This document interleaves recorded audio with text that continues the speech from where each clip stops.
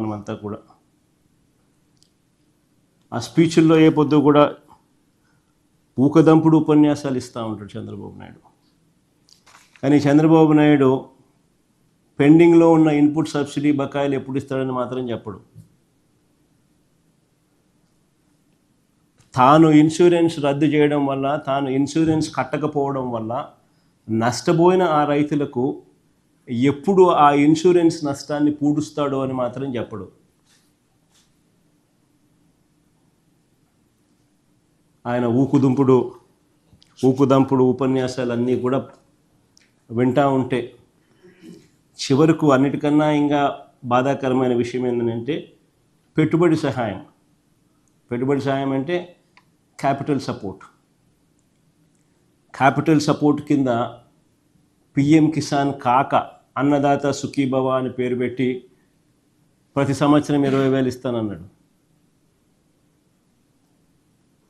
ఆయన అధికారంలోకి వచ్చి 2 ఏళ్ళు 40,000 రూపాయలు ఇవ్వాలి, సంవత్సరానికి 20,000 అంటే కేవలం 10,000 ఇచ్చి 30,000 ఎగరగొట్టాడు.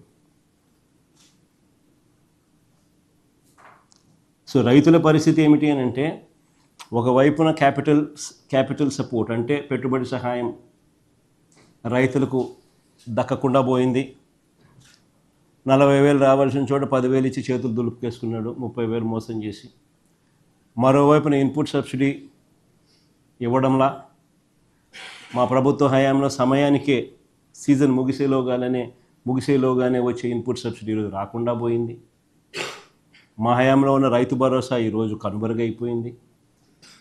మా హయాంలో ఉన్న ఉచిత పంటల బీమా ఈరోజు రైతులకు ఒక హక్కుగా రావాల్సిన ఇన్సూరెన్స్ రాకుండా పోయింది. ఇవన్నీ ఒక ఎత్తు అయితే, రెండో ఎత్తు అన్నిటికన్నా బాధాకరమైన విషయం ఏమిటంటే, ఈరోజు ఇన్ని కష్టాల మధ్య రైతు వ్యవసాయం చేస్తే ఏ పంటకు ఈరోజు రైతన్నలకు గిట్టుబాటు ధర రాని పరిస్థితి ఈరోజు రాష్ట్రంలో చూస్తూ ఉన్నాం. గత ఏడాది లాస్ట్ ఇయర్ ధాన్యం, కందులు, మినుములు, పెసలు, సజ్జలు, మిర్చి, పొగాకు, ఉల్లి, టమాటో, కొక్కో, చీనీ, మామిడి ఇలా ఏ పంట తీసుకున్నా కూడా ధరలు రాక రైతన్నలు తీవ్రంగా నష్టపోయిన పరిస్థితులే కనిపిస్తాయి. ఇక ఈ ఏడాది పరిస్థితి చూస్తే కూడా అంతే. ఇప్పటికే మోంతా తుఫానుతో నష్టపోయి ఉన్న ఆ రైతులకు ధాన్యాన్ని కొనేవాడు లేడు. మామూలుగా 75 కేజీల బస్తా ఎంఎస్పి ప్రకారం 1,776 రూపాయలు రావాలి. ఈరోజు పరిస్థితి ఏమిటి అని అంటే, రైతులకు 1,200 రూపాయలకి ఇస్తారా, 1,300 రూపాయలకి ఇస్తారా అని చెప్పి ఈరోజు దళారులు రైతులను ఈరోజు అడుగుతా ఉన్న పరిస్థితి. ఆశ్చర్యం కలిగించే విషయం ఏమిటి తెలుసా? ఇంకో పక్క దిత్వా తుఫాన్ అంటే ఇప్పుడు జరుగుతా ఉంది, లాస్ట్ ఫ్యూ డేస్ నుంచి దిత్వా తుఫాను చూస్తూ ఉన్నాం. ఇంకో పక్క దిత్వా తుఫాను హార్వెస్టింగ్ సమయంలో వస్తుందని 10 రోజుల ముందే మనకు తెలుసు.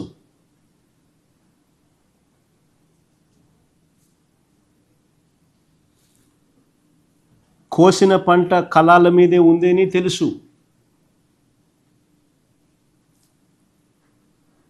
ఇంకా ఆశ్చర్య విషయం ఏమిటంటే, ఈ పంట కొనకపోతే ధాన్యం తడిచిపోతుంది అని తెలుసు.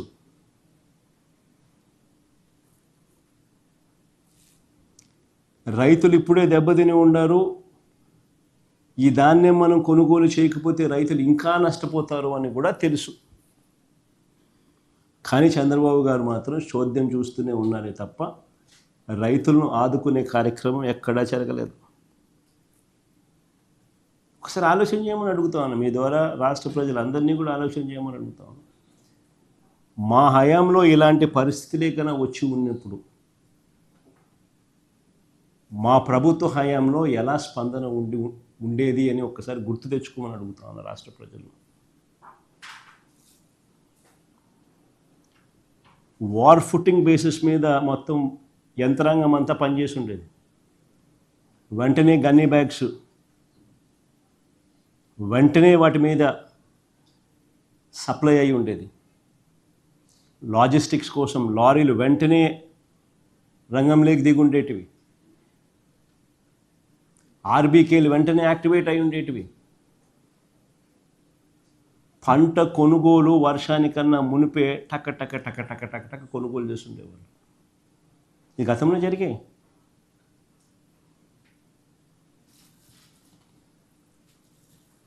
ఈరోజు ఎంత దారుణమైన పరిస్థితి ఉంది అంటే రైతులు ఎలా పోయినా కూడా కనీసం పట్టించుకునే నాతులు లేని పరిస్థితిలో ఉంది. వరి రైతులే కాదు, ఈరోజు అరటి చూసినా అదే పరిస్థితి, మొక్కజొన్న చూసినా అదే పరిస్థితి, పత్తి చూసినా అదే పరిస్థితి, కొబ్బరి చూసినా అదే పరిస్థితి, వేరుశెనగ చూసినా కూడా అదే పరిస్థితి.